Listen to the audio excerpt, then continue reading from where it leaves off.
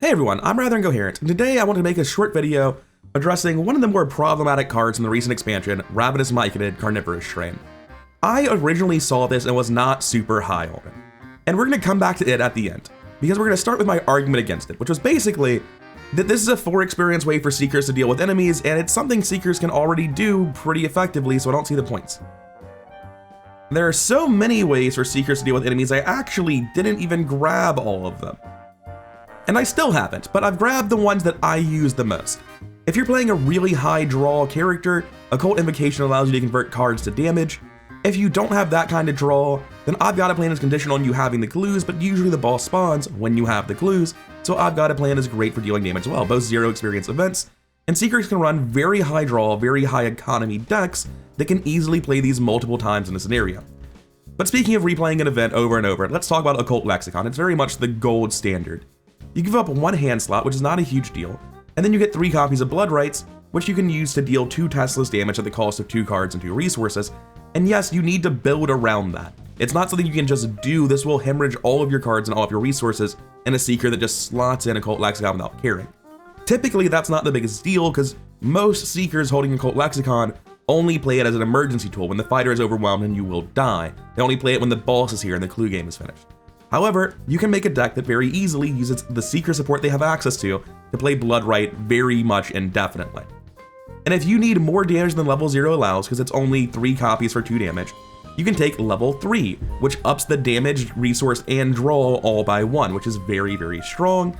And if you still needed more damage, I very rarely play Seekers that would ever want more than 1 Occult Lexicon. But if you really needed to consider yourself a flex fighter, you could run Ancient Stones. This is a card that's going to deal a lot of testless damage and directly synergizes with Blood Right by triggering off of it. So in my mind, if I was going to make a character that could fight, I would probably still take Occult Lexicon over Ravenous Myconid. I don't have to identify Occult Lexicon, it costs 1 less experience. And if I felt like I needed to be a flex fighter, Ravenous Myconid doesn't hit the boss, it only does non-elite management. So I'd just get Ancient Stones if I were spending another 4 experience, right? That's how I viewed it. Let me just say, I was incredibly fucking wrong.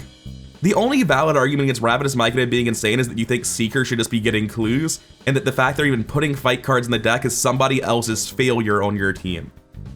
Ravenous Myconid is insane, and is a vastly better tool alongside Lexicon than Ancient Stones.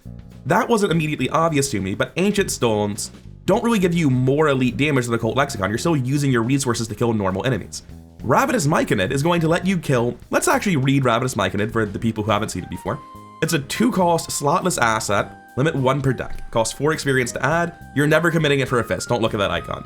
It has 1/1 soak, but again, you're never letting it die either. It's just a ribbon. It lets you search your bonded cards for Uncanny Growth and add it to your hand once per round. And we're gonna need Uncanny Growth here. Uncanny Growth is the bonded card it comes with. It's a 1-cost investigate event, you still get the clue, but after the test resolves, you get resources on the Myconid equal to how much you succeed by. Then this goes out of play and you can get it again next turn. So being a Seeker, it's not very hard to just always have a shitload of resources on this guy.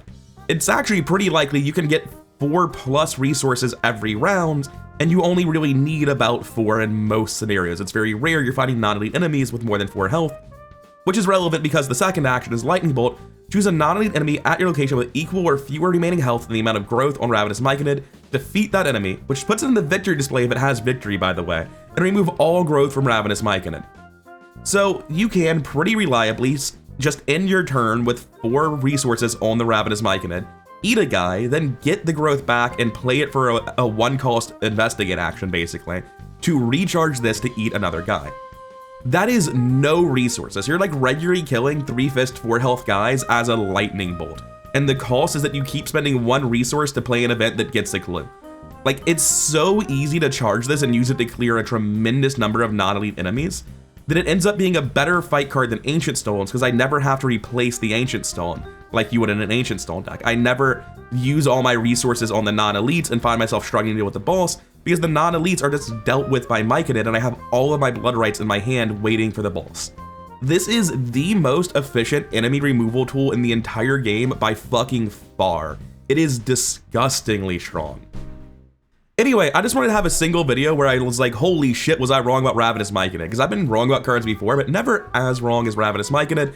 And because I ended up spending way too much time getting a couple of videos out this week, I have to like make some short videos. So apologies for the incredibly short length, but I just wanted a video about Ravenous Myconid being insane because it hasn't been on my channel yet and it probably won't be for a while, but it is nuts.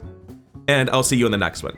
Feel free to not do the YouTube algorithm dance this time since it's a short video. I understand if you wanted more content. If you do, I greatly appreciate it. Just like I greatly appreciate everyone on Patreon who continues to support this channel. Thank you so much. See you in the next one. Hopefully it'll be longer.